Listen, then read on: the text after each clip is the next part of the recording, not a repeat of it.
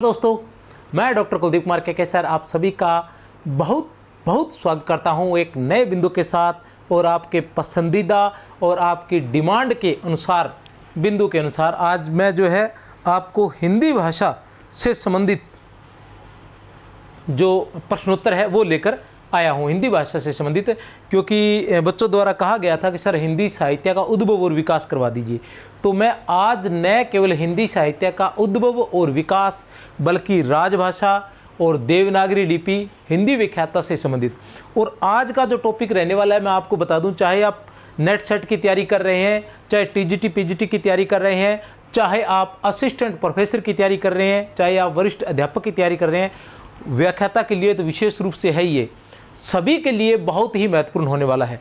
और महत्वपूर्ण कितना होने वाला है जब आप इसके प्रश्न देखेंगे तो आपको पता चल जाएगा कि किस प्रकार के प्रश्न जो है पूछे गए हैं। थोड़ा सा बताना चाहूँगा कि सभी प्रकार के प्रश्न यहाँ से करवाए गए हैं, इस पुस्तक से ही करवाए गए हैं। इस पुस्तक में आपको सभी प्रकार के प्रश्न मिलेंगे, जो नहीं होंगे उसकी पीडीएफ उपलब्ध हो जाएगी।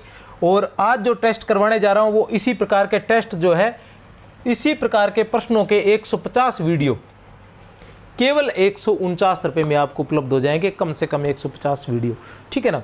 तो आप देखें उसके बाद लेना। ये तो मैंने थोड़ी सी सूचना दे दी है कि ये प्रश्नोत्तर जो है मैं कहाँ से करवाने जा रहा हूँ। काफ़ी दिनों के बाद मैंने तैयार किया है, एक अच्छा सा मैटर है और साथ साथ में व्याख्याएं रहेंगी और करवाएंगे आपको। चलते हैं हिंदी भाषा से संबंधित। हाँ, कि सरफरोशी की तमन्ना अब हमारे दिल में है, देखना है जोर कितना बाजुए कातिल में है, कि देखना है उन बेईमान लोगों के बाजुओं में कितना दम है जो अक्सर पेपर लीक करवा देते हैं, जिन पर विश्वास करके हम लोग बैठे हैं, ठीक है ना, कि वो अच्छा सा पेपर बनवाएंगे और वही पेपर लीक कर देते हैं। तो ऐसे बेईमान लोगों से हमें जीतना है, हम हार नहीं मान सकते। हम देखते हैं कि उनका ताकत जो है वो कहाँ तक है और हमारी ताकत कहाँ तक है। सिलेक्शन हम करवा कर रहेंगे, चाहे किसी प्रकार की विपरीत ये जो होती है ना, इनसे हार नहीं माननी चाहिए। बहुत से विद्यार्थी मैं देखता हूँ कि जब उनसे बात करते हैं तो वो कहते हैं कि क्या सिलेक्शन होगा, बार बार जो है ये इस प्रकार से पेपर लीक हो जाते हैं, क्या करें आप बताओ, किस तरह से कैसे सिलेक्शन होगा। लेकिन मैं आपको बता दूं कि इतना भी नहीं होता है कि आप सिलेक्शन न करवा सके, आज तक होता गया है, होगा भी। ऐसी परिस्थितियां हमेशा रही है, ये चेंजिंग होता रहता है इन परिस्थितियों में। कभी ज़माना था कि किसी एक ही वर्ग विशेष को ही जो सभी अधिकार प्राप्त होते थे, और वर्तमान में ये हो गया है कि किसी तरह से पेपर लीक करके जो बेरोजगार है उसको प्रताड़ित किया जा रहा है। जो पैसे वाले लोग हैं, जो सत्ताधारी लोग हैं, जो उच्च पदों पर आसीन है, वो कहीं न कहीं लोगों को अपनी पावर का इस्तेमाल करके इन लोगों को, बेरोजगारों को प्रताड़ित करने का प्रयास कर रहे हैं। लेकिन बेरोजगार जो होता है ना, वो सबसे दृढ़ निश्चय जो होता है, सबसे शक्तिशाली जो होता है ना, वो बेरोजगारी होता है। बेरोजगारी की आग के सामने कोई नहीं टिक सकता, चाहे वो कितना ही पावरफुल क्यों ना हो। तो आप अपनी उस आग को भड़काइए, उसको जिंदा रखिए, आपको हरा कोई नहीं सकता। लेकिन सबसे बड़ी बात यह है कि किसी ने कहा है कि आपको तब तक कोई नहीं हरा सकता जब तक आप हार नहीं मान लेते। तो सबसे पहले तो आपने हार नहीं माननी है किसी भी स्थिति में। तो हिंदी भाषा की हम बात करते हैं, तो हिंदी ये क्या था? ईरानी भाषा का शब्द है, या हम फारसी भाषा भी कह सकते हैं, ठीक है ना। हिंदी जो है, अब ये कैसे था कि सिंधु जो नदी थी, उसके सिंधु नदी के, ठीक है ना, जो पश्चिम में रहने वाले लोग थे वो पूर्व में रहने वाले लोगों को, पश्चिम में रहने वाले लोग जो थे वो पूर्व में रहने वाले लोगों को सिंधु कहकर बुलाते थे, ठीक है ना। वो कहते तो सिंधु थे, वो कौन थे? ईरानी थे, फारसी लोग थे। ईरानी और फारसी में क्या होता है, संस्कृत का जो श होता है, संस्कृत का जो श होता है वो है में हो जाता है। आज ही आप बाड़मेर क्षेत्र में जाएंगे तो वहाँ स को है बोला जाता है, ठीक है ना, स को है बोला जाता है। तो वो कहते तो ये थे कि सिंधु नदी का जो क्षेत्र है, पूर्वी जो क्षेत्र है वो क्या है, सिंध है। लेकिन वो सिंध कहते तो सिंध थे, लेकिन उनके मुंह से क्या निकलता था? हिंद, ठीक है ना, उनके मुंह से हिंद निकल जाता था, ठीक है ना। और वहाँ के रहने वाले लोगों के लिए वो प्रयोग क्या करते थे, सिंधु, लेकिन उनके मुँह से निकलता था हिंदू, ठीक है ना, उनके मुँह से हिंदू निकलता था। और उनकी बोली जाने वाली बोली के लिए वो प्रयोग तो करते थे सिंधी, लेकिन उनके मुँह से निकलता था हिंदी। तो इस प्रकार से ये क्या है कि हिंदी का विकास हुआ। और ऐसा कहा जाता है कि हमारे संस्कृत ग्रंथ है उनमें हिंदी शब्द का प्रयोग नहीं हुआ है, ये विदेशी शब्द है हिंदी, जो ईरानी भाषा का शब्द है, ये हमें ध्यान रखना है। और भाषा की बात करें तो हमारे जो साहित्य रहे हैं, प्राचीन साहित्य रहे हैं, उसमें भाषा शब्द का प्रयोग हुआ है। जैसे कबीरदास जी की हम बात करें तो वो कहते हैं कि संस्कृत जो है कूप है और भाखा बहता नीर, ठीक है ना। तो संस्कृत जो है वो कूप के समान, एक कुएं के समान है, लेकिन भाषा जो है वो बहता नीर है, ठीक है ना। इसी तरह से तुलसीदास जी भी भाषा शब्द का प्रयोग करते हैं, और केशवदास जी भी भाषा शब्द का प्रयोग करते हैं। वो कहते हैं कि जाके कुल के दासा, ठीक है ना। तो भाषा, इस तरह से वो शब्द का प्रयोग करते हैं, इस दोहे का प्रयोग करते हैं, वो भी भाषा शब्द का प्रयोग करते हैं। तो सभी ने क्या है कि पहले जो भाषा शब्द का ही प्रयोग किया गया है, हिंदी शब्द का प्रयोग ईरानी भाषा का शब्द है ये, और हिंदी भाषा का प्रयोग इस प्रकार से हुआ है। और जो हम विकास पढ़ेंगे वो हिंदी का विकास मान लो और चाहे भाषा का विकास मान लो, क्योंकि प्रारंभिक क्षेत्र में हम पढ़ेंगे वो अलग चीज़, संस्कृत पढ़ेंगे, और फिर हम आधुनिक काल के अंदर हम जिस भाषा को पढ़ते हैं उसको हमने नाम उसका हिंदी रख दिया गया है। तो वो कैसे है कि सबसे पहले हम बात करते हैं तो हिंदी भाषा को तीन भागों में बांटा जाता है, 3 भागों में बांटा जाता है। प्राचीन, ठीक है ना, प्राचीन आर्य भाषा, मध्यकालीन आर्य भाषा और आधुनिक आर्य भाषा। प्राचीन जो आर्य भाषा है उसमें 2 भाषाएं थी, वैदिक संस्कृत और लौकिक संस्कृत, वैदिक संस्कृत और लौकिक संस्कृत। जो मध्यकालीन थी उसमें 3 थी, प्राकृत, प्रथम प्राकृत, द्वितीय प्राकृत, तृतीय प्राकृत। जो प्रथम प्राकृत है वो पाली थी, द्वितीय प्राकृत जो थी वो थी वास्तविक प्राकृत, और जो तृतीय प्राकृत थी वो थी अपभ्रंश, अर्थात पाली, प्राकृत और अपभ्रंश। विकास की हम बात करें तो सबसे पहले फिर आधुनिक भाषा आ जाती है, अपभ्रंश के 7 रूप या 5 रूप आ जाते हैं, किसी ने 7 माने, किसी ने 5 माने, और उन्हीं से फिर आगे हिंदी का विकास, वर्तमान हिंदी का विकास हो जाता है। वर्तमान हिंदी के अंदर जो है 5 उपबोलियाँ हैं, ठीक है, उपभाषाएं कह सकते हैं, और 17 या 18 बोलियाँ हैं। कुछ लोग 17 बताते हैं, कुछ 18 बताते हैं, ठीक है ना। तो कितनी है, 5 जो उपभाषाएं हैं और 17 जो है बोलियां मानी जाती है वर्तमान हिंदी के अंदर। और विकास जो माने तो वैदिक संस्कृत, वैदिक संस्कृत से लौकिक संस्कृत, लौकिक संस्कृत से पाली, पाली से प्राकृत, प्राकृत से अपभ्रंश, और अपभ्रंश से हिंदी आ जाता है, ठीक है ना। चलो चलते हैं प्रश्नोत्तर। ये थोड़ी सी व्याख्या थी, इसको विस्तार से भी करवा दिया जाएगा, क्योंकि विस्तार से उस तरफ क्या है, अपने कृष्ण काव्य चल रहा है, तो एक तरफ मैं सोच रहा हूं कि आपको प्रश्नोत्तर करवाते जाऊं, ठीक है ना। प्राचीन भारतीय आर्य भाषा का काल है, प्राचीन भारतीय आर्य भाषा का काल है, तो कौन सा है प्राचीन भारतीय आर्य भाषा का काल? 1500 ईस्वी पूर्व से 500 ईस्वी पूर्व तक, 500 ईस्वी पूर्व से 1000 ईस्वी तक, 700 ईस्वी पूर्व से 500 ईस्वी पूर्व तक, 1000 ईस्वी से 1500 ईस्वी तक। तो कौन सा है? उत्तर है ए। प्राचीन भारतीय आर्य भाषा जो है उसका काल जो माना जाता है वो 1500 ईस्वी पूर्व से लेके 500 ईस्वी पूर्व तक, ईस्वी से पहले पहले ही प्राचीन भारतीय आर्य भाषा चली जाती है।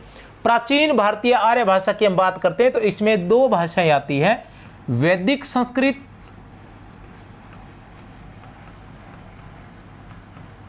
और लौकिक संस्कृत, ठीक है ना।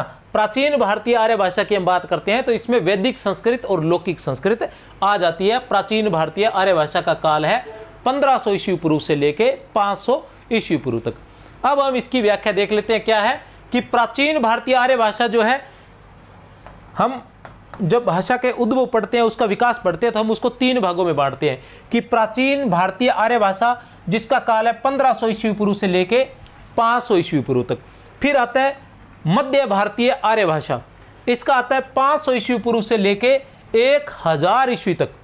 मध्य भारतीय आर्य भाषा का काल है 500 ईस्वी पूर्व से लेके 1000 ईस्वी तक। आधुनिक भारतीय आर्य भाषा की हम बात करते हैं तो 1000 ईस्वी से लेके वर्तमान काल तक। अब प्राचीन भारतीय आर्य भाषा के बारे में बता चुका हूं, इसमें 2 आ जाती है, एक सबसे पहले आती है वैदिक संस्कृत,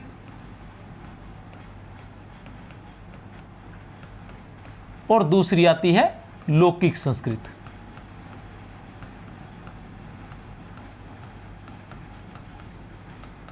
समझ गए। अब हम बात करते हैं मध्य भारतीय आर्य भाषा।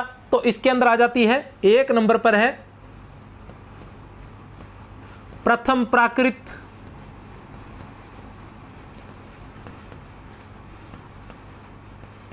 द्वितीय प्राकृत, अलग अलग नाम दिए हुए लोगों के, तृतीय प्राकृत ऐसे भी कहा जाता है इसको, और वैसे हम कहें तो इसे पाली, प्राकृत और अपभ्रंश। वास्तविक प्राकृत जो द्वितीय प्राकृत है यही मानी जाती है। हम जानते हैं कि पाली के अंदर पूरा का पूरा बौद्ध साहित्य जो है पूरा का पूरा हमें पाली में ही मिलता है। कौन सा साहित्य? बौद्ध साहित्य। और जो प्राकृत है इसके अंदर जैन साहित्य है। संपूर्ण जैन साहित्य जो है वो प्राकृत में ही हमें मिलता है। बाद में अपभ्रंश के अंदर हिंदी से संबंधित जो रचनाएं हैं उसको भी हम अपभ्रंश में ही मान लेते हैं। अपभ्रंश के अंदर जो बहुत सारी रचनाएं हमें मिलती है, विद्यापति आदि ने जो लिखी है। और बाकी जैसे अपभ्रंश के अंदर जो ये जैन साहित्य जो आधे से अधिक लिखा गया है, आधे से अधिक जैन साहित्य भी अपभ्रंश में ही आता है। वैदिक संस्कृत वह लौकिक संस्कृत, वैदिक संस्कृत वह लौकिक संस्कृत, वैदिक संस्कृत वह लौकिक संस्कृत किस काल की भाषा है? तो बता चुका हूं मैं किस काल की भाषा है। वैदिक संस्कृत व लौकिक संस्कृत किस काल की भाषा है? तो यह है प्राचीन भारतीय आर्य भाषा। किस काल की भाषा है? प्राचीन भारतीय आर्य भाषा।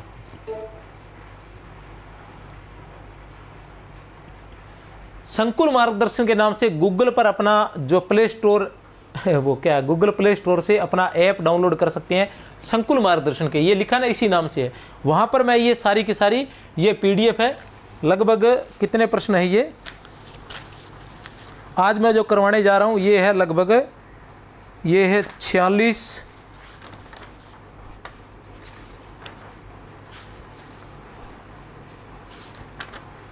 और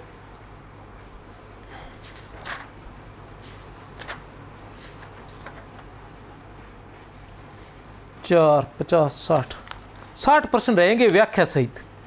तो ये 60 के प्रश्न जो है आपको इनकी PDF जो है वो मिल जाएगी, ठीक है ना। वहाँ पर भाषा का सही विकास क्रम है। भाषा का सही विकास क्रम कौन सा है? तो भाषा के सही विकास क्रम की हम बात करते हैं तो बै, से और द कौन सा है देख सकते हैं आप। वैदिक संस्कृत, लौकिक संस्कृत, प्राकृत, पाली, हिंदी। वैदिक संस्कृत, लौकिक संस्कृत, पाली, प्राकृत, अपभ्रंश और हिंदी। वैदिक संस्कृत, लौकिक संस्कृत, अपभ्रंश, प्राकृत, हिंदी। तो कौन सा रहेगा? मैं आपको पहले बता चुका हूं कि सबसे पहले आता है वैदिक संस्कृत, फिर आता है लौकिक संस्कृत, फिर आता है पाली, फिर आता है प्राकृत, फिर अपभ्रंश और फिर हिंदी। तो उत्तर है हमारा बी, वैदिक संस्कृत, लौकिक संस्कृत, फिर पाली, प्राकृत, अपभ्रंश और हिंदी। वैदिक संस्कृत, लौकिक संस्कृत, फिर पाली, प्राकृत, अपभ्रंश, पाली, प्राकृत, अपभ्रंश और हिंदी।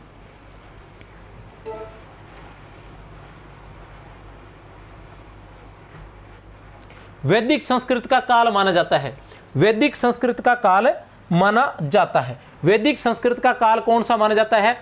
1000 ईस्वी पूर्व से 800 ईस्वी पूर्व तक, 800 ईस्वी पूर्व से 500 ईस्वी पूर्व तक, 1000 ईस्वी पूर्व से 500 ईस्वी पूर्व तक, 1500 ईस्वी पूर्व से 800 ईस्वी पूर्व। अब देखो बड़ी आसानी से अगर इस तरह का ऑप्शन बन जाता है, ये मैंने तो बनाया है, अगर इस तरह से बन जाता है तो बड़ी आसानी से पकड़ा जा सकता है। कैसे? क्योंकि वैदिक संस्कृत और लौकिक संस्कृत दोनों किस में आते हैं? प्राचीन भारतीय आर्य भाषा में। किस में आते हैं? प्राचीन भारतीय आर्य भाषा में। प्राचीन भारतीय आर्य भाषा का काल माना जाता है 1500 ईस्वी पूर्व से 500 ईस्वी पूर्व, 1500 ईस्वी पूर्व से 500 ईस्वी पूर्व। तो ये क्या रहेगा? वैदिक संस्कृत का काल 1500 ईस्वी से शुरू होगा। अब आगे 1500 और कोई शुरू नहीं हो रहा, तो इसका मतलब उत्तर रहेगा द, 1500 ईस्वी पूर्व से 800 ईस्वी पूर्व तक, 1500 ईस्वी पूर्व से 800 ईस्वी पूर्व तक।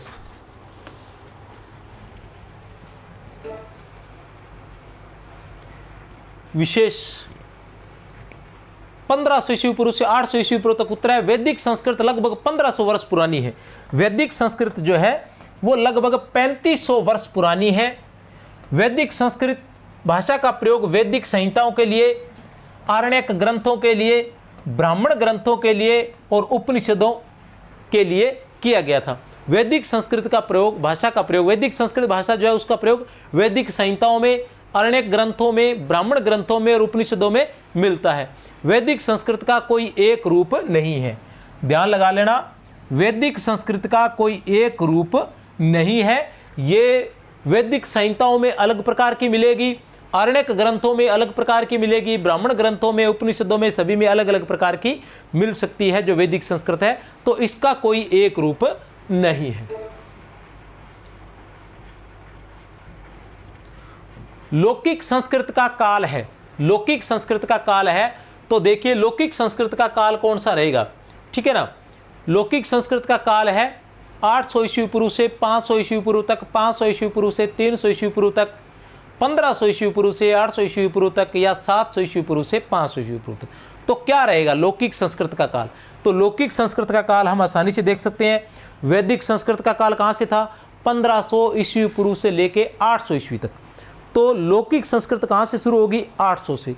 800 किस में है, इसमें है। तो उत्तर रहेगा ये 800 ईस्वी पूर्व से 500 ईस्वी पूर्व तक। याद रख लेना आप, 800 ईस्वी पूर्व से 500 ईस्वी पूर्व तक। प्राचीन भारतीय आर्य भाषा का काल कौन सा है, प्राचीन भारतीय आर्य भाषा, प्राचीन भारतीय आर्य भाषा, ठीक है ना। इसका काल कौन सा था, 1500 ईस्वी पूर्व से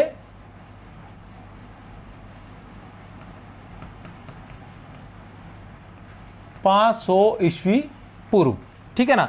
और इसको कितने भागों में बांटा गया, दो में। एक थी वैदिक संस्कृत और दूसरी थी लौकिक संस्कृत।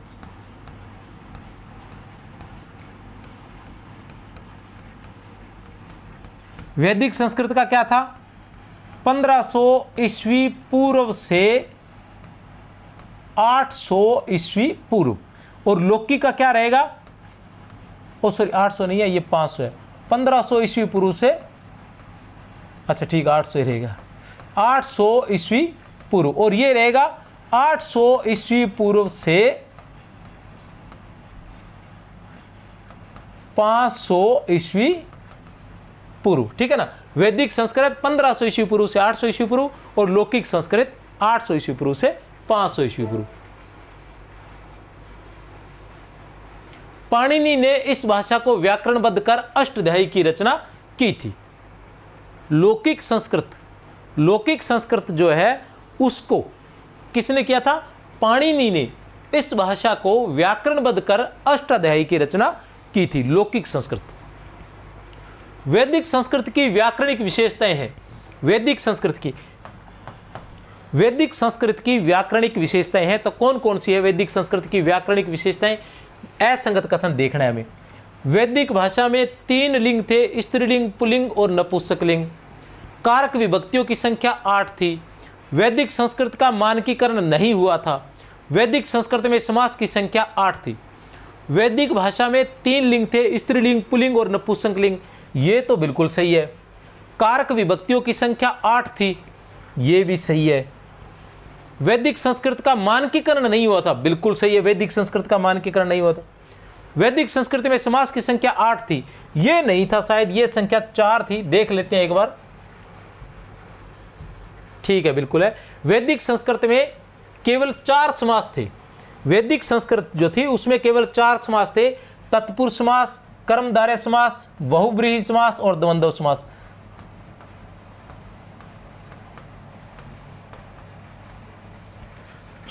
तत्पुरुष समास, कर्मधारय समास, बहुव्रीहि समास और द्वंद्व समास।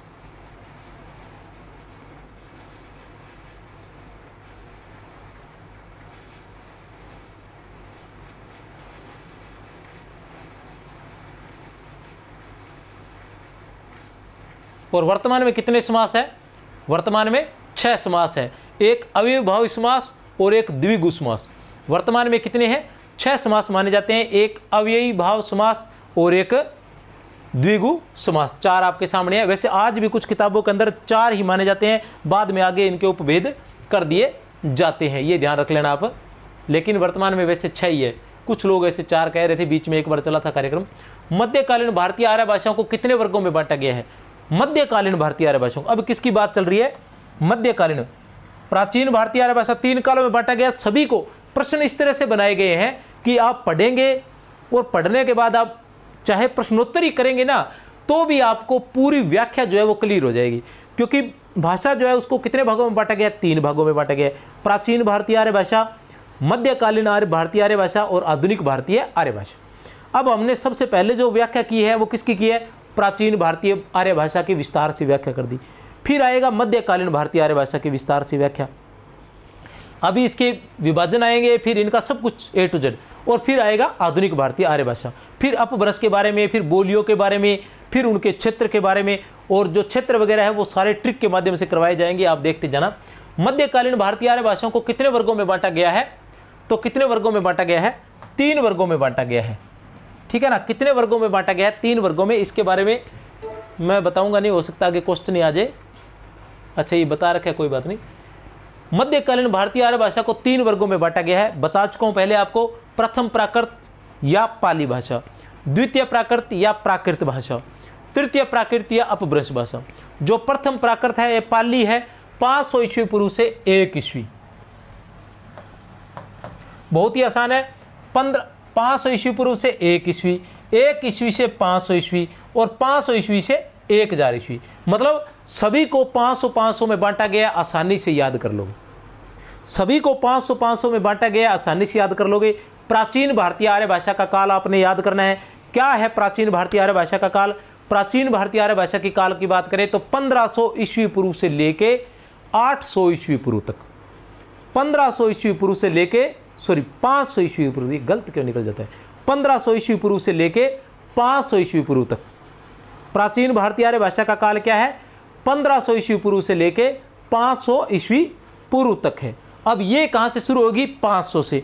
तो 500 ईस्वी पूर्व से लेके 1 ईस्वी, 1 ईस्वी से लेके 500 ईस्वी, 500 ईस्वी से लेके 1000 ईस्वी।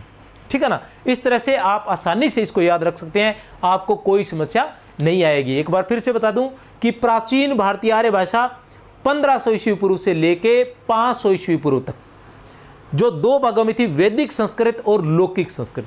वैदिक संस्कृत की बात करें तो 1500 ईस्वी पूर्व से लेके 800 ईस्वी पूर्व तक, और लौकिक संस्कृत की बात करें तो 800 ईस्वी पूर्व से लेके 500 ईस्वी पूर्व तक। प्राचीन भारतीय मध्यकालीन भारतीय आर्य भाषा की बात करें तो इसके 3 भाग हैं। कौन कौन से? पाली 500 ईस्वी पूर्व से लेके 1 ईस्वी, प्राकृत 1 ईस्वी से लेके 500 ईस्वी, अपभ्रंश 500 ईस्वी से लेके 1000 ईस्वी तक, और 1000 से लेके आगे तक आधुनिक भारतीय आर्य भाषाएं आ जाएगी। 1000 ईस्वी से हम आधुनिक भारतीय आर्य भाषा का विकास मानते हैं, या हिंदी का विकास मान सकते हैं, जिसे प्राकृत भी कहते हैं, अवट भी कहते हैं। कि उस समय अपभ्रंश भी चल रही थी और हिंदी भी आ रही थी, तो कुछ लोग उसको हिंदी मानने लग गए थे, वहाँ से कुछ लोग अपभ्रंश मान रहे थे। पाली भाषा से संबंधित असंगत कथन है। पाली के व्याकरण कच्चायन के अनुसार पाली में 41 ध्वनियां हैं। कच्चायन ही है क्या?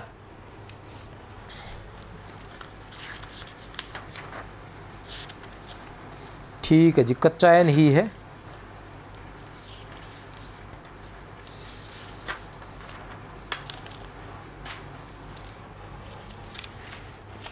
पाली के व्याकरण कच्चायन के अनुसार पाली में 41 ध्वनियां थी। ठीक है ना? कच्चायन के अनुसार पाली में 41 ध्वनियां थी, बिल्कुल सही है। मोगलान के अनुसार पाली में 43 ध्वनियां थी, और मोगलान के अनुसार कितनी थी? 43 ध्वनियां थी, बिल्कुल सही है। ग्रियर्सन ने पाली को, याद रख लेना, यह महत्वपूर्ण है। अपने को क्या देखना है? असंगत देखना है, यह भी बहुत महत्वपूर्ण है, याद रख लेना। ग्रियर्सन ने पाली को मागधी कहा है। क्या कहा है? ग्रियर्सन ने पाली को मागधी कहा है। बताइए क्या कहा है, लिख के बताइए, कहा है या नहीं कहा है, ठीक है ना। ग्रियर्सन ने पाली को मागधी कहा है। ग्रियर्सन ने पाली को मागधी कहा है। क्या कहा है, बताइए, कहा है क्या,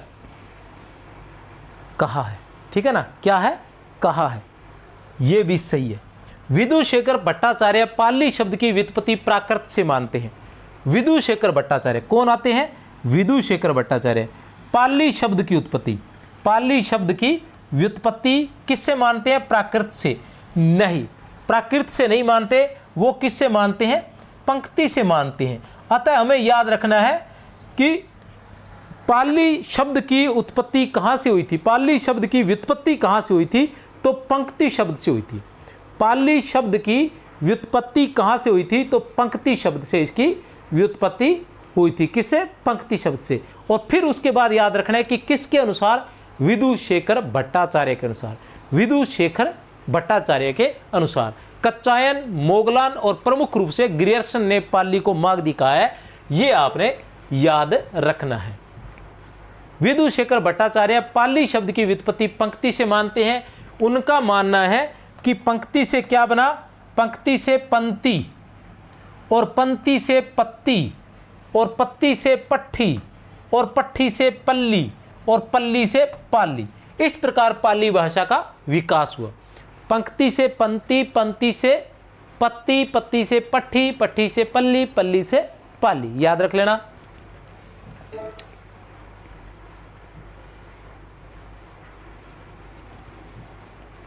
भारतीय संविधान के किस भाग में राजभाषा संबंधित प्रावधान है, भारतीय संविधान के किस भाग में राजभाषा संबंधित प्रावधान है,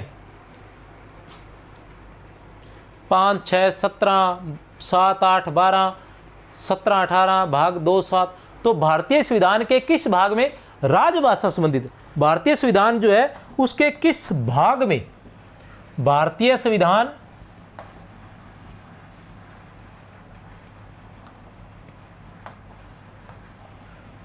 भारतीय संविधान के किस भाग में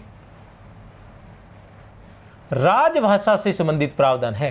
तो राजभाषा के बारे में जिस भाग में हमें लिखा हुआ मिलता है संविधान के, वो कौन सा भाग है, तो वो है भाग 5, 6 और 17। भाग 5, 6 और 17 में हमें राजभाषा के बारे में जानकारी प्राप्त होती है। भाग 5, 6 और 17 में हमें इसके बारे में जानकारी प्राप्त होती है। और अच्छे से मैं और करवा देता हूं। भाग 5, 6, 17 राजभाषा की संवैधानिक स्थिति। राजभाषा की संवैधानिक स्थिति क्या है वो भी मैं आपको बता दूं थोड़ा सा। 26 जनवरी 1950 को राजभाषा के रूप में संवैधानिक मान्यता प्राप्त हुई थी।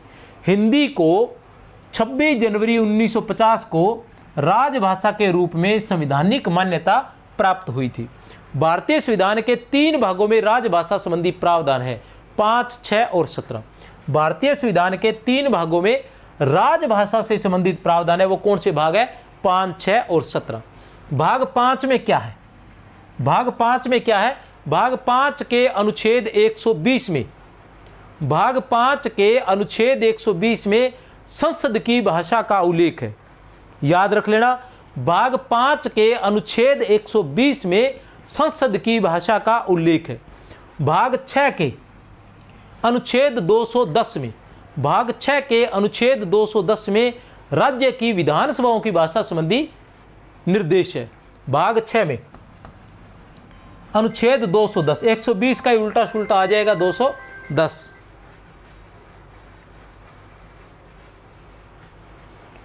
राज्य की विधानसभाओं की भाषा संबंधी निर्देश है। और भाग 17 के 4 अध्यायों में राजभाषा संबंधी उपबंध है। भाग 17 के 4 अध्यायों में, भाग 17 के 4 अध्यायों में राजभाषा संबंधी उपबंध है। प्रथम अध्याय, भाग 17 के 4 अध्यायों में राजभाषा संबंधी है। जो प्रथम अध्याय है उसमें अनुच्छेद 343 और 344 है। जो द्वितीय अध्याय है उसमें अनुच्छेद 345, 46 और 47 है। तृतीय जो अध्याय है उसमें 348 और 349 है। चतुर्थ अध्याय है उसमें अनुच्छेद 350 और 351 है। हिंदी भाषा की बात करें तो, राजभाषा की बात करें तो किस किस में है? अनुच्छेद की बात करें तो अनुच्छेद की बात करें तो इसका जो उल्लेख है 343 से लेके और 51 तक है। 300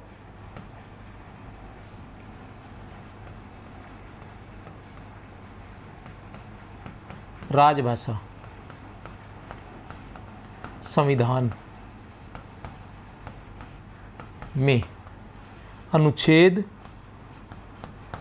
343 से 351 तक इन अनुच्छेदों में राजभाषा से संबंधित विवरण है। और ये जो अनुच्छेद है ये किस में है? भाग 17 के 4 अध्यायों में। भाग 17 के 4 अध्यायों में। पहले अध्याय में क्या है? 343 से 44 तक है, 2 अनुच्छेद है। द्वितीय अध्याय में 45, 46, 47 है। तृतीय अध्याय में 48 और 49। चतुर्थ अध्याय में 350 और 51।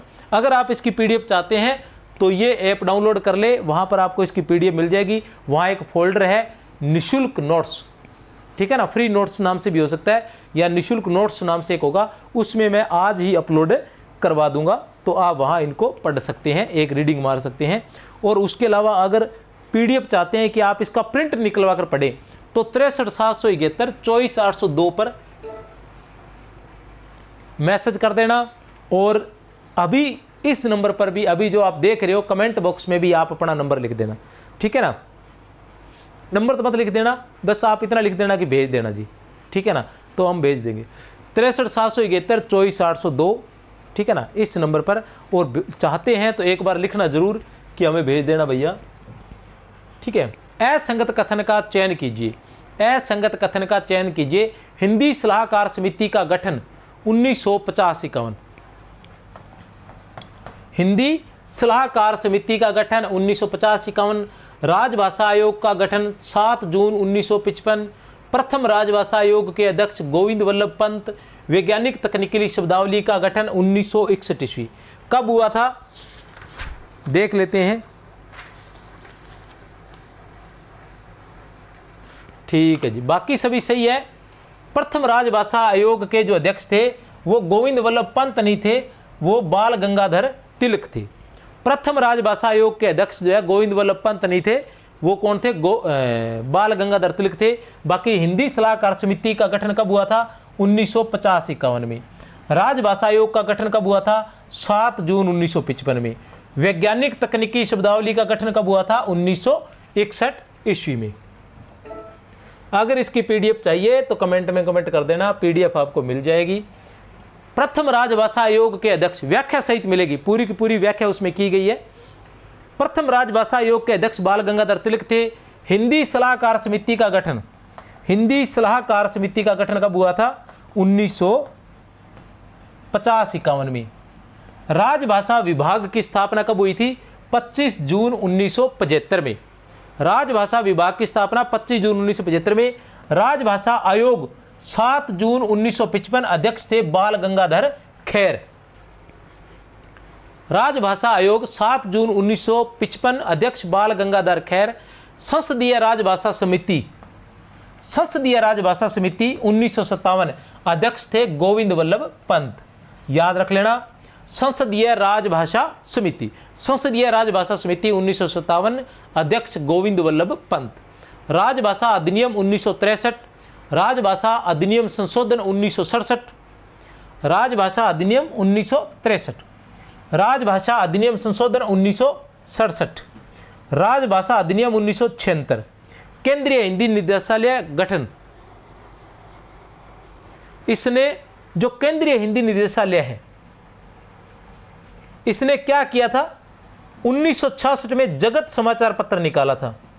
केंद्रीय हिंदी निदेशालय ने, केंद्रीय हिंदी निदेशालय ने 1966 में जगत समाचार पत्र निकाला था। 1961 में भाषा नाम से त्रैमासिक पत्रिका निकाली थी। केंद्रीय हिंदी निदेशालय ने 1966 ईस्वी में जगत समाचार पत्र निकाला था। 1961 ईस्वी में भाषा नाम से त्रैमासिक पत्रिका निकाली थी। वैज्ञानिक तकनीकी शब्दावली का गठन कब हुआ था? 1961 ईस्वी में। और केंद्रीय अनुवाद ब्यूरो की स्थापना 1 मार्च 1971 ईस्वी। केंद्रीय अनुवाद ब्यूरो 1 मार्च 1971 ईस्वी। असंगत का चयन कीजिए, असंगत का चयन कीजिए, असंगत का चयन कीजिए, असंगत का चयन कीजिए। देखते हैं असंगत का चयन।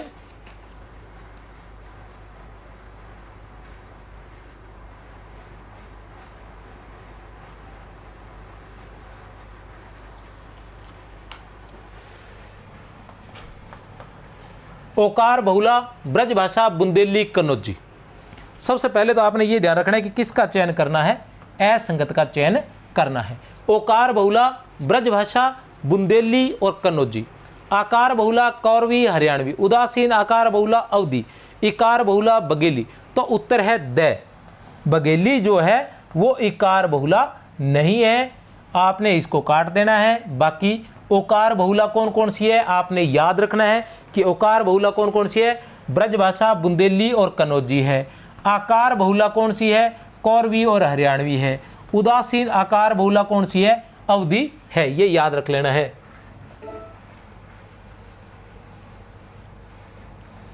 अब देख सकते हैं आपने ओकार बहुला कौन कौन सी है।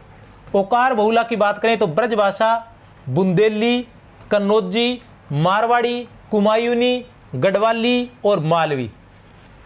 ठीक है, अब इसकी हम बात करें तो ब्रजभाषा आ गई, ओकार बहुला, फिर बुंदेली,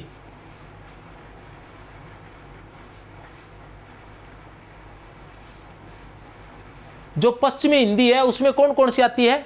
5 आती है। खड़ी बोली, ब्रज, बांगरू, बुंदेली और कन्नौजी। खड़ी बोली, ब्रज, बांगरू, बुंदेली और कन्नौजी। तो ब्रज और बुंदेली 2 हो गई, पश्चिमी हिंदी से है ये दोनों। राजस्थानी से बात करें तो मारवाड़ी और मालवी, ये राजस्थानी से हो गई 2। ठीक है ना। अच्छा, कन्नौजी भी होगी क्या? 3 हो गई, पश्चिमी हिंदी से 3 होगी। खड़ी बोली, ब्रज, बांगरू, बुंदेली और कन्नौजी। खड़ी बोली और बांगरू 2 रहेगी, बांगरू ये आ गई।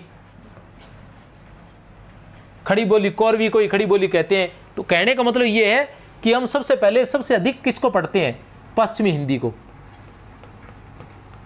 पश्चिमी हिंदी उपभाषा को हम सबसे पहले पढ़ते हैं। तो पश्चिमी हिंदी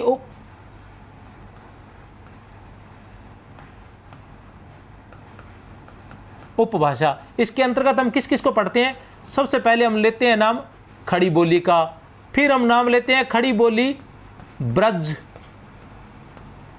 फिर हम नाम लेते हैं बांगरू, फिर हम लेते हैं खड़ी बोली ब्रज, बांगरू, बुंदेली। इसी तरह से याद रखेंगे तो आपको भी याद हो जाएगा। खड़ी बोली, ब्रज, बांगरू, बुंदेली और कन्नौजी।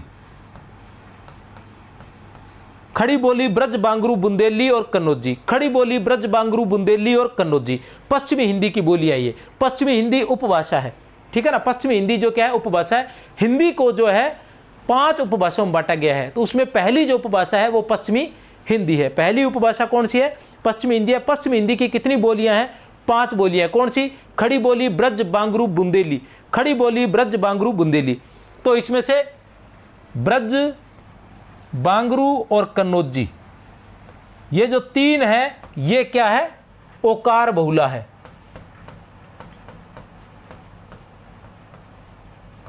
याद रख लेना। और बुंदेली और जो खड़ी बोली है ये दोनों आकार बहुला है। खड़ी बोली और बुंदेली जो है ये दोनों आकार बहुला है। खड़ी बांगरू को ही हरियाणवी कहते हैं और खड़ी बोली को कौरवी कहते हैं। उसके अलावा दक्षिणी है। उदासीन आकार बहुला, तो ये है अवधी और बघेली। उदासीन आकार बहुला, उदासीन आकार बहुला अवधी और बघेली। इकार बहुला भोजपुरी, इकार बहुला भोजपुरी। इकार बहुला कौन सी है? भोजपुरी है। तो वहां कौन सी पूछी थी? बघेली। तो बघेली कौन सी है? उदासीन आकार बहुला। याद रख लेना। चाहे तो स्क्रीनशॉट ले सकते हैं, चाहे तो पीडीएफ ले सकते हैं। संबंध सूचक प्रसर्गों कारकों के आधार पर अपना वर्गीकरण किसने प्रस्तुत किया था? किसके आधार पर? बहुत ही महत्वपूर्ण है। संबंध सूचक प्रसर्गों कारकों, संबंध सूचक प्रसर्गों और कारकों के आधार पर अपना वर्गीकरण किसने प्रस्तुत किया था? संबंध सूचक प्रसर्गों और कारकों के आधार पर किसने अपना वर्गीकरण प्रस्तुत किया था? Doctor Bholanath Tiwari, Shri Sitaram Chaturvedi, George Grierson और हरदेव बारी। किसने किया था बताइए? किसने किया था? श्री सीताराम चतुर्वेदी ने। किसने किया था? श्री सीताराम चतुर्वेदी ने। किसने किया था? श्री सीताराम चतुर्वेदी ने संबंध सूचक प्रसर्गों कारकों के आधार पर अपना वर्गीकरण प्रस्तुत किया था। डॉक्टर भोलानाथ तिवारी की हम बात करते हैं तो भोलानाथ तिवारी ने क्या किया था? क्षेत्रीय तथा संबंध अपभ्रंशों के आधार पर अपना वर्गीकरण प्रस्तुत किया था। क्षेत्रीय आधार पर तथा संबंध अपभ्रंशों के आधार पर अपना वर्गीकरण प्रस्तुत किया था। जॉर्ज ग्रियर्सन ने इसका जो वर्गीकरण है वो इस प्रकार किया था: बाहरी उपशाखा, मध्य उपशाखा और भीतरी उपशाखा। बाहरी उपशाखा, मध्य उपशाखा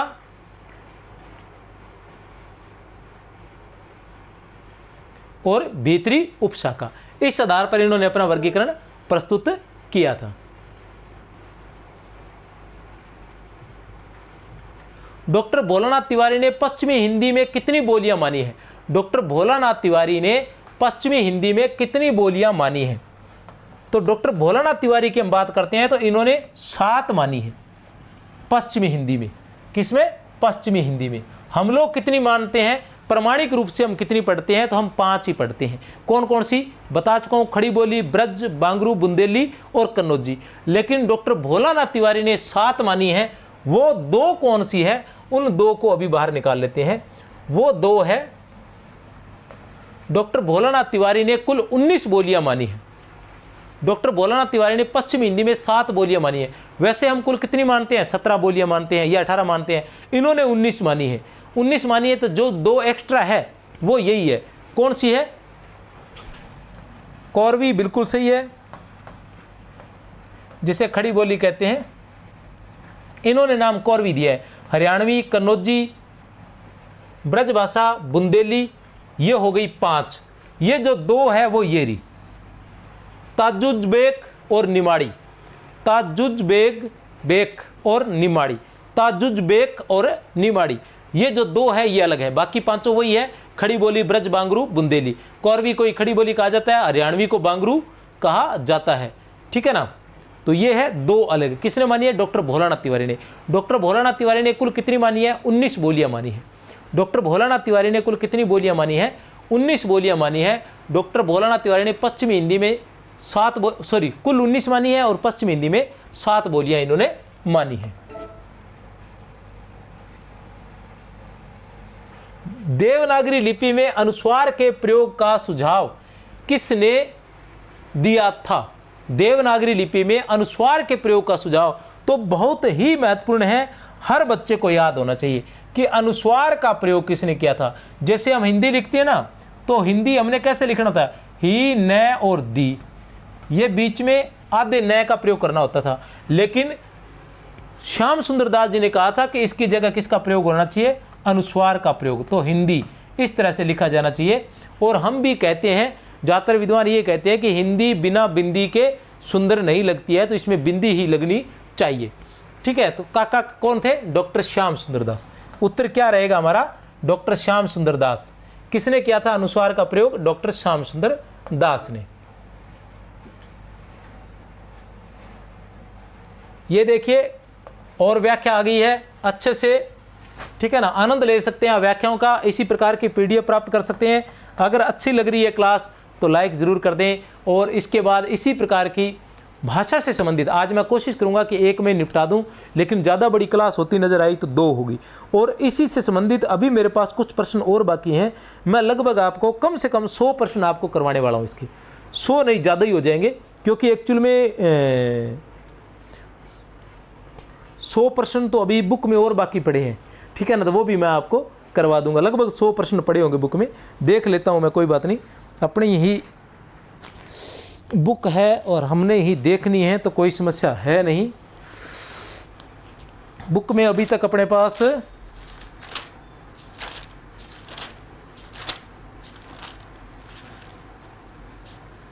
देवनागरी लिपि के भी प्रश्न पड़े हैं 30, 35, 25% राजभाषा के और पड़े हैं हमारे पास, और हिंदी भाषा के लगभग 79, 80,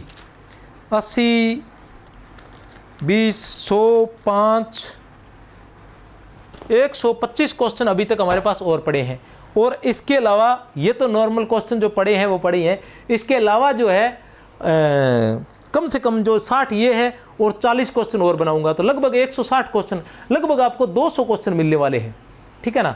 तो अगर 200 क्वेश्चन की पीडीएफ वगैरह चाहिए तो कमेंट में लिख देना। और उसके बाद जैसे ही अरस्तु, जल्दी अरस्तु आ जाएगा, चिंता मत करें, अरस्तु भी करवा दिए जाएंगे प्रश्नोत्तर। लोंजाइनस करवा दिया है, अरस्तु भी करवा दिया जाएगा अच्छे से।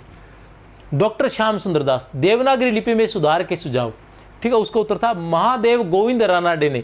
ये सारे सुधार आ जाएंगे शॉर्टकट में, लंबा चौड़ा पढ़ने की जरूरत नहीं है आपको, शॉर्टकट है एक प्रकार का। चाहे तो आप स्क्रीनशॉट ले सकते हैं, ठीक है ना, समझ गए, चाहे तो आप स्क्रीनशॉट ले सकते हैं। महादेव गोविंद रानाडे, ये क्या है, देवनागरी लिपि में जो सुधार किए गए हैं उनका शॉर्टकट है। देवनागरी लिपि में जो सुधार किए गए हैं उनका शॉर्टकट है, बड़ी आसानी से आप इसको पढ़ सकते हैं। क्या है ये, देवनागरी लिपि में जो सुधार किए गए हैं वो है शॉर्टकट। देखते हैं क्या है कि महादेव गोविंद रानाडे, महाराष्ट्र साहित्य परिषद, ठीक है ना, महादेव गोविंद रानाडे ने महाराष्ट्र साहित्य परिषद के अनुसार देवनागरी लिपि में सुधार के अनेक सुझाव दिए थे। लोकमान्य बाल गंगाधर तिलक ने 1904 ईस्वी में 1904 ईस्वी में तिलक फॉन्ट बनाया था, जिसमें 190 टाइप थे। किसने, लोकमान्य बाल गंगाधर तिलक ने 1904 में तिलक फॉन्ट बनाया था, जिसमें 190 टाइप थे। काका कालेलकर ने 1935 में ए की बारखड़ी का सुझाव दिया था, जिसे गांधी जी व विनोबा भावे ने स्वीकार किया था। श्याम सुंदर दास ने अनुस्वार का प्रयोग किया था। गोरख प्रसाद ने सभी मात्राएं आगे दाहिनी ओर लगाने का सुझाव दिया था, कि मात्राएं बाद में होनी चाहिए, सभी आगे। श्रीनिवास दास ने सभी महाप्राण ध्वनियां हटा दी जाए, श्रीनिवास दास ने कहा था सभी महाप्राण ध्वनियां हटा दी जाए। और डॉक्टर सुनीति कुमार चटर्जी ने रोमन लिपि अपनाने का सुझाव दिया था। देखते हैं दोबारा एक बार फिर से बता दूं, महादेव गोविंद रानाडे ने महाराष्ट्र साहित्य परिषद के माध्यम से अनेक सुझाव दिए थे। लोकमान्य बाल गंगाधर तिलक ने 1904 ईस्वी में तिलक फॉन्ट के बनाया था। 1904 ईस्वी में तिलक फॉन्ट बनाया था, जिसमें 190 टाइप थी। क्या था, तिलक फॉन्ट बनाया था जिसमें 190 टाइप थी। काका कालेलकर ने 1935 ईस्वी में ए की बारखड़ी का सुझाव दिया था, कि जैसे ए, आ, फिर ई आता है, फिर ई आता है, फिर ऊ आता है, फिर ऊ आता है, तो ये कुछ नहीं होना चाहिए, सिर्फ ए ही होना चाहिए। ए के ही, जैसे ए है उसके बाद आ हो गया, और ए के ही ई की मात्रा हो गई, और ए के ही बड़ी की मात्रा हो गई, ए के ही छोटे ऊ की मात्रा हुई, ए के ही बड़े ऊ की मात्रा हुई, ए के ही ए की मात्रा हो गई, ए के ही औ की मात्रा हो गई, इस सॉरी आई की मात्रा हो गई। इस तरह से मात्राएं ए के ही लगाई जानी चाहिए। ऐसा सुझाव किसने दिया था, काका कालेलकर ने दिया था, और गांधी जी और विनोबा भावे ने इसे सहर्ष स्वीकार किया था। गांधी जी ने और विनोबा भावे ने इसे सहर्ष स्वीकार किया था। श्याम सुंदर दास की बात करते हैं तो इन्होंने अनुस्वार के प्रयोग का कहा था। इसके बारे में बता चुका हूं कि अनुस्वार लगाया जाना चाहिए, पंचम वर्ण के स्थान पर अनुस्वार का प्रयोग होना चाहिए। गोरख प्रसाद जो थे, इन्होंने सभी मात्राएं आगे दाहिनी ओर लिखने का सुझाव दिया था। सभी मात्राएं आगे दाहिनी ओर, इनका कहने का मतलब यह है कि की मात्रा भी आगे आनी चाहिए और बड़ी की मात्रा भी औसा। इनका मतलब यह था कि कै और ई ऐसे लिखा जाना चाहिए, कै और बड़ी ई ऐसे, इस तरीके से मात्रा आगे पूरी की पूरी लगनी चाहिए। जैसे कै ऊ की मात्रा लगानी है तो छोटा, और बड़े की मात्रा लगानी है तो बड़ा ऊ, ऐसे मात्राएं लगनी चाहिए। ठीक है। श्रीनिवास दास सभी महाप्राण ध्वनि हटा दीजिए। श्रीनिवास दास ने कहा था, ये कोई मेरी तरह था, ठीक है मतलब बड़े विद्वान थे कोई, कहते सभी महाप्राण ध्वनि हटा दिए जाए, जो महाप्राण ध्वनि है वो सारी की सारी हटा दी जाए। जैसे मैं भी बचपन में सोचता था, बचपन में क्या मतलब शुरुआत में से सोचते थे कि बड़ी मात्रा छोटी मात्रा का क्या मतलब है, क्योंकि हम तो जहाँ पढ़े थे वो कोई ज़्यादा कोई उच्चारण पर बल दिया ही नहीं जाता था, पढ़ लिए इतना ही बहुत है, स्कूल चले गए इतना ही बहुत है, कभी कभार चले गए इतना ही बहुत था, ठीक है ना। तो ऐसी स्थिति में ये था कि मात्राएं की मात्रा कू की मात्रा कुलदीप लिखता था तो मैं सोचता था कि कू की मात्रा इधर लगाने से उधर लगाने से क्या फ़र्क हो जाता है, इधर लगा दो चाहे उधर लगा दो, बार बार ऐसे ही पता नहीं किसने दो मात्राएं लगा दी। डॉक्टर सुनीति कुमार चट्टर जी रोमन लिपि अपनाने का सुझाव दिया था। इन्होंने रोमन लिपि अपनाने का सुझाव दिया था। जैसे हम एक लिखते हैं तो इसकी मतलब जैसे हम एक ऐसे लिखते हैं, ये हिंदी है, इसके अंदर हम एक लिखते हैं, ठीक है ना, उसी तरह से उन्होंने ये वाला अपनाने का सुझाव दिया था कि एक जो रोमन लिपि वाला है वो सुझाव दिया था। हिंदी साहित्य सम्मेलन 5 अक्टूबर 1941 को, हिंदी साहित्य सम्मेलन के सुझाव कौन कौन से थे? हिंदी साहित्य सम्मेलन के सुझाव की बात करें तो 5 अक्टूबर 1941 को सुझाव दिए थे, मात्राओं, अनुस्वार व रेफ को ऊपर नीचे ना लिखकर आगे लिखा जाए। मात्राओं को, अनुस्वार को व रेफ को ऊपर नीचे ना लिखकर आगे लिखा जाए, ये सुझाव भी तकड़ा ही था। किसने दिया था? हिंदी साहित्य सम्मेलन ने 5 अक्टूबर 1941 को। ई की मात्रा भी ई की तरह बाद में लिखी जाए, ई की मात्रा भी ई की तरह बाद में लिखी जाए। जैसे कि हम ई की मात्रा इस तरह से लगाते हैं और बड़ी ई की मात्रा इस तरह से लगाते हैं, तो इन्होंने कहा था कि दोनों ही बाद में ही लिखी जाए। जो संयुक्ताक्षर है उनमें आधे को आधा व पूरे को पूरा लिखे जाए। जैसे प्रेम है तो प्रेम को इन्होंने बताया जैसे प्रेम लिखा गया है, ए की बारखड़ी के प्रयोग का कहा था। और प्रेम को कैसा लिखा जाए? जैसे प्रेम हम ऐसे लिखते हैं, लेकिन ये वास्तव में क्या होता है? पै और रे में, ये ऐसे सही है, तो उन्होंने कहा था कि इसको ऐसे ही लिखा जाए, ये वाली नहीं होनी चाहिए। इसमें क्या है कि वैसे भी बच्चे बहुत कंफ्यूज होते हैं, वो सोचते हैं इसमें क्या है, रे आधा है, इसमें रे आधा नहीं है, इसमें पै आधा है, रे पूरा है, तो इसको प्रेम लिखा जाना चाहिए, पै आधा रे पूरा और मैं इस तरह से लिखा जाना चाहिए। ये आपने ध्यान रखना है। और ये वाली जो बातें हैं ये छंद में बड़े काम आते हैं मात्राएं लगाने के। वहां पर अगर इनके बारे में जानकारी नहीं है कि कौन सा आधा है कौन सा पूरा है तो समस्या क्रिएट हो जाती है। आचार्य नरेंद्र देव ने क्या सुझाव दिया था? आचार्य नरेंद्र देव ने सुझाव दिया था 1947 ईस्वी में उत्तर प्रदेश में 1947 ईस्वी में क्या सुझाव दिया था? ए की बारखड़ी ब्राह्मक है। इन्होंने कहा था कि ए की बारखड़ी ब्राह्मक है, लय को वर्णमाला में स्थान दिया जाना चाहिए, लय को वर्णमाला में स्थान दिया जाना चाहिए, ख को मिलाकर लिखा जाना चाहिए। जैसे हम रे और वै को अलग अलग लिखते हैं, अलग अलग लिखेंगे ख को तो सामने वाले को लगेगा रव लिखा है, ठीक है ना, तो उसकी जगह क्या है, इसको मिलाकर लिखा जाए। इस तरह से वर्तमान में ऐसा ही है।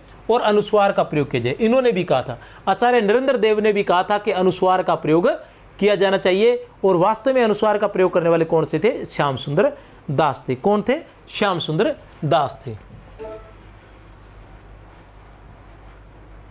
संख्या 15 क्या है? हिंदी के प्रथम समाचार पत्र उदंत मार्तंड का रूप था।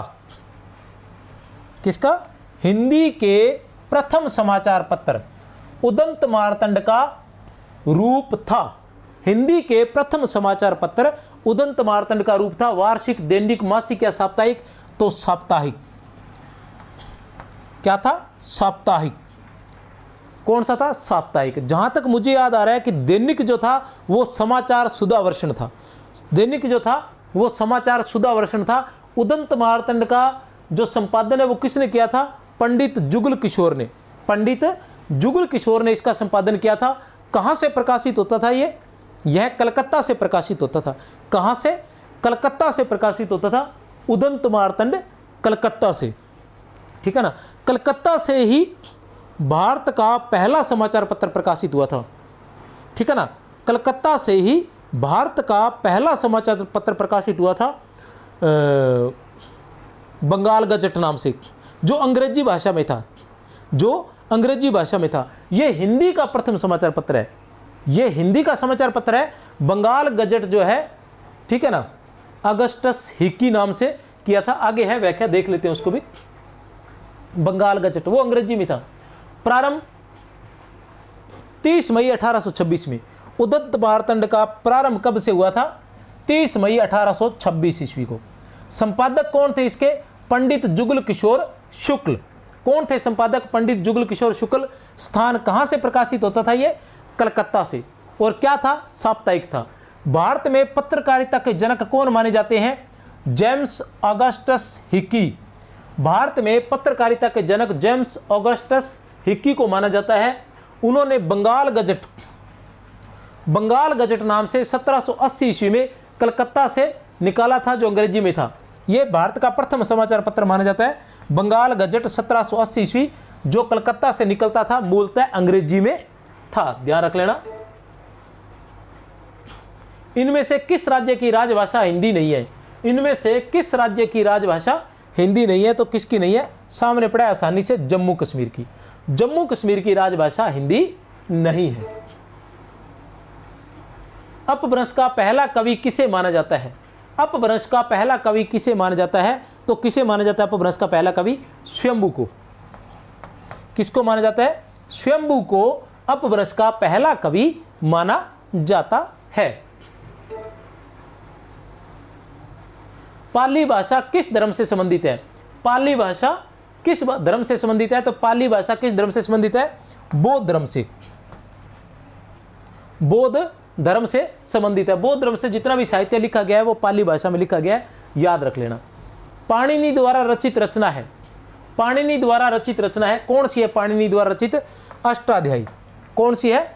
अष्टाध्यायी, जिसे लौकिक संस्कृत का व्याकरण भी कहा जाता है। लौकिक संस्कृत का व्याकरण भी कहा जाता है अष्टाध्यायी की पाणिनि। राजा लक्ष्मण सिंह किस हिंदी के पक्षधर थे? राजा लक्ष्मण सिंह किस हिंदी के पक्षधर थे? ब्रजभाषा, अवधी, संस्कृतनिष्ठ हिंदी या खड़ी बोली? तो किसके? राजा लक्ष्मण सिंह। कौन? राजा लक्ष्मण सिंह। तो संस्कृतनिष्ठ हिंदी के। किसके? संस्कृतनिष्ठ हिंदी के पक्षधर थे। हिंदी शब्द किस भाषा का शब्द है? बताइए। हिंदी शब्द जो है वो किस भाषा का शब्द है? वो ईरानी भाषा का शब्द है। किस भाषा का? ईरानी भाषा का शब्द है। आज ज़्यादा व्याख्या होने की वजह से क्लास थोड़ी लंबी हो गई है, तो आज 30 ही प्रश्न करवा पाएंगे, ज़्यादा लंबी क्लास आप देखते तो हो नहीं। कन्नौजी बोली से संबंधित संगत कथन है। कन्नौजी बोली से संबंधित संगत कथन है। कन्नौजी बोली कहाँ बोली जाती है? बताइए। इटावा में, फर्रुखाबाद में, हरदोई में, पीलीभीत में, उपयुक्त सभी। कन्नौजी बोली जो है वो कहाँ बोली जाती है? कन्नौजी बोली जो है वो कहाँ बोली जाती है? कन्नौजी बोली कहाँ बोली जाती है?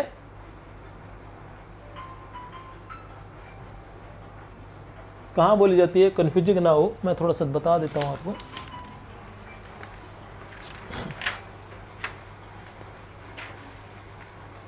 अच्छा, उपयुक्त सभी जगह कन्नौजी बोली बोली जाती है, ध्यान रख लेना। कन्नौजी जो है इटावा, फर्रुखाबाद, हरदोई और पीलीभीत, सभी जगह जो है कन्नौजी बोली बोली जाती है। इटावा, फर्रुखाबाद, हरदोई और पीलीभीत। इटावा, फर्रुखाबाद, हरदोई और पीलीभीत।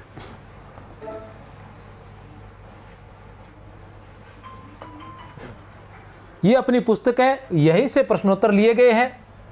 ठीक है, जो प्रश्न इसमें से नहीं है वो आपको नए बनाए गए हैं, उसकी आपको पीडीएफ भेज दी जाएगी। जिसने किताब ली है वो व्हाट्सअप करे, उनको पीडीएफ भेज दी जाएगी। 63 771 24 802। इस पर इसी प्रकार के, जिस प्रकार के क्वेश्चन करवा रहा हूँ, इसी प्रकार के क्वेश्चन इसमें मिलेंगे। आप देख कर खरीदें इस पुस्तक को। व्याख्याता के लिए 7200 वस्तुनिष्ठ प्रश्न है, और उसके अलावा इसी प्रकार के प्रश्नोत्तर की टेस्ट सीरीज भी, जिसमें वीडियो टेस्ट होंगे। 100 व्याख्याता के लिए 150 वीडियो केवल 149 रुपये में। व्याख्याता के टेस्ट सीरीज के 150 वीडियो केवल 149 रुपये में। वरिष्ठ अध्यापक के ऐसे ही 150 वीडियो केवल 149 रुपये में। और ये जो वीडियो है ऐसे वैसे वीडियो नहीं होंगे, पूरा पाठ्यक्रम कवर करवाने का प्रयास किया जाएगा। वरिष्ठ अध्यापक वाले तो अभी खरीद ले, मैं आपको बता रहा हूँ, उनके लिए बहुत फायदेमंद होने वाला है। क्योंकि अभी इसके अंदर लगभग 90 वीडियो होंगे, हो सकता है 100 भी वीडियो हो, लेकिन मैं ये 150 नहीं, मैं इनकी संख्या 200 से अधिक करवा दूंगा, और बहुत ही शानदार। वैसे व्याख्याता वाले भी कर सकते हैं, क्योंकि व्याख्याता वालों के भी मैं अच्छे करवाने वाला हूँ। परीक्षा जून में है, मतलब जुलाई में जाओ कि जून में नहीं हो पाएगी, जुलाई में होगी। और जुलाई में अपने पास अभी 2 महीने बाकी हैं, और 2 महीने में अच्छे भले मैं करवा सकता हूँ, क्योंकि आगे हमारी छुट्टियों का आने वाला है सिस्टम। पीछे तो छुट्टियां नहीं होती तो समय थोड़ा नहीं निकल पाता है।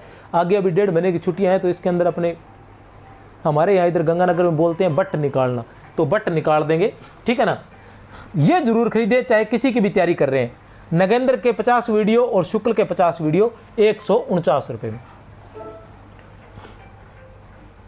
बांगरू बोली पीछे कौन सी पढ़कर गए थे? कन्नौजी। कन्नौजी किसकी है? कन्नौजी किस उपभाषा की बोली है? तो कन्नौजी पश्चिमी हिंदी उपभाषा की बोली है। किसकी? पश्चिमी हिंदी की। किसकी है? पश्चिमी हिंदी की। पश्चिमी हिंदी में पहले ही बता चुका हूं कौन कौन सी बोलियां हैं। पश्चिमी हिंदी में खड़ी बोली, ब्रज, बांगरू, बुंदेली और कन्नौजी। खड़ी बोली, ब्रज, बांगरू, बुंदेली और कन्नौजी है।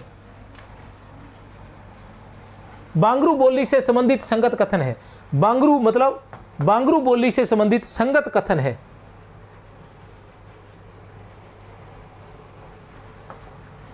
असंगत नहीं देखना है, संगत देखना है, याद रख लेना। संगत कथन है, पहला क्या है? इसका रूप ब्रजभाषा की तरह ओकारांत न होकर आकारांत है। इसका रूप ब्रजभाषा की तरह ओकारांत न होकर आकारांत है। ओकारांत और आकारांत, ओकार बहुला और आकार बहुला, ओकार बहुला और आकार बहुला। तो ओकार बहुला की बात करें तो 3 बोलियां थी, ठीक है ना। अपने जो बोलियां आपने देखी थी, एक बार फिर से रिवाइज करवा दूं मैं। अपने कौन कौन सी देखी थी? खड़ी बोली, ब्रज, बांगरू, पश्चिमी हिंदी में ये 5 बोलियां देखी थी। ब्रज, बांगरू, बुंदेली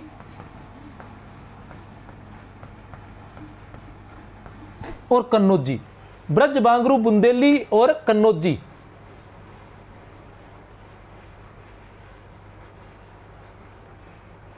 बांगरू बोली से संबंधित संगत कथन है। इसका रूप ब्रजभाषा की तरह। ब्रजभाषा कौन सी थी? आकारांत थी। ब्रजभाषा आकारांत थी। उसके अलावा कौन कौन सी थी?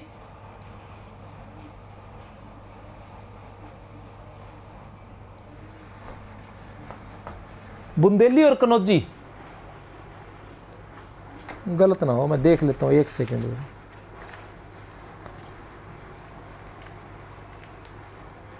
बिल्कुल सही है, बुंदेली और कन्नौजी।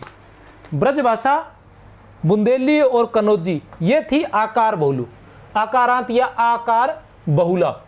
और ओकारांत की बात करें तो ओकारांत के अंतर ब्रजभाषा थी और बांगरू थी। ये 2 ओकारांत में आ जाती है, याद रह जाएगा ना। ये 2 ओकारांत में आ जाती है। इसे हरियाणवी भी कहते हैं, बिल्कुल से ये कोई समस्या नहीं है। रोहतक के आसपास इसे जाटू भी कहते हैं, ये भी बिल्कुल सही है। रोहतक के आसपास इसे जाटू भी कहते हैं। अतः उपयुक्त सभी, उपयुक्त सभी। इंदौर उज्जैन में बोली जाने वाली बोली है। इंदौर उज्जैन में बोली जाने वाली बोली है। इंदौर उज्जैन में कौन सी बोली जाती है? तो मालवी, याद रख लेना, मालवी।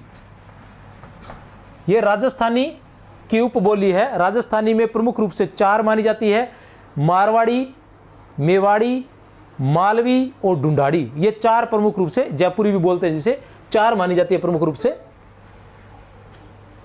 500 ईस्वी पूर्व किस लिपि का विकास हुआ था? 500 ईस्वी पूर्व किस लिपि का विकास हुआ था? 500 ईस्वी पूर्व, 500 ईस्वी पूर्व किस लिपि का विकास हुआ था? तो ब्राह्मी लिपि का। 500 ईस्वी पूर्व किस लिपि का विकास हुआ था? ब्राह्मी लिपि का। राम प्रसाद निरंजनी की रचना है। राम प्रसाद निरंजनी की रचना कौन सी है? बताइए कौन सी है राम प्रसाद निरंजनी की रचना? तो राम प्रसाद निरंजनी की रचना है भाषा योग वशिष्ठ। कौन सी है? भाषा योग वशिष्ठ। पश्चिमी हिंदी की बोलियां कितनी है? पश्चिमी हिंदी की बोलियां कितनी है? तो पश्चिमी हिंदी की बोलियां कितनी है? 5। कितनी है पश्चिमी हिंदी की बोलियां? 5 है। वैसे डॉक्टर भोलानाथ तिवारी ने 7 मानी है। भोलानाथ तिवारी ने कितनी मानी है? 7 मानी है।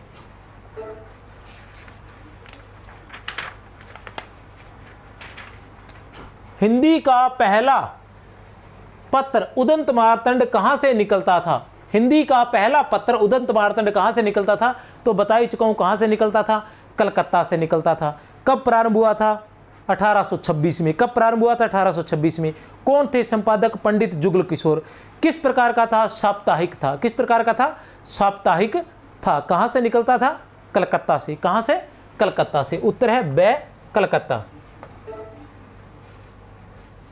हिंदी पत्रकारिता, हिंदी पत्रकारिता के प्रवर्तक माने जाते हैं। हिंदी पत्रकारिता के प्रवर्तक माने जाते हैं। तो हिंदी पत्रकारिता के प्रवर्तक माने जाते हैं पंडित जुगल किशोर। हिंदी पत्रकारिता के प्रवर्तक कौन माने जाते हैं? तो पंडित जुगल किशोर माने जाते हैं। और भारत में पत्रकारिता के जनक कौन माने जाते हैं? Augustus Hicky. भारत में पत्रकारिता के, ये हिंदी पत्रकारिता के जनक है। ठीक है ना। मानक हिंदी का मूल आधार कौन सी बोली को माना जाता है? मानक हिंदी का मूल आधार, मानक हिंदी जो है उसका मूल आधार कौन सी बोली है? कौन सी बोली है? हम अच्छे से जानते हैं, हिंदी हम कहते हैं, वास्तव में वो क्या है? खड़ी बोली है। क्या है? मानक हिंदी का मूल आधार कौन सी बोली को माना जाता है? खड़ी बोली को। क्लास ज़्यादा लंबी होगी, आज 30 क्वेश्चन करवा पाएंगे। ठीक है ना, क्योंकि ज़्यादा आप देखते नहीं हो, मैं नहीं हूँ जिम्मेवार, आप भी इसके लिए बराबर जिम्मेवार हो, नहीं तो मैं सारे के सारे एक ही क्लास में करवा दूँ। ठीक है, तो दूसरी क्लास में, बाकी सारे दूसरी क्लास में हम देखने वाले हैं। और जो हिंदी की बोलियां वगैरह है उसको आगे की जो क्लास रहेगी उसमें मैं किसके माध्यम से करवाऊंगा? ट्रिक के माध्यम से। तो अगर क्लास पसंद आई है तो चैनल को सब्सक्राइब कर देना। ठीक है ना। और मेरी तरफ से बहुत बहुत शुभकामनाएं। जय हिंद।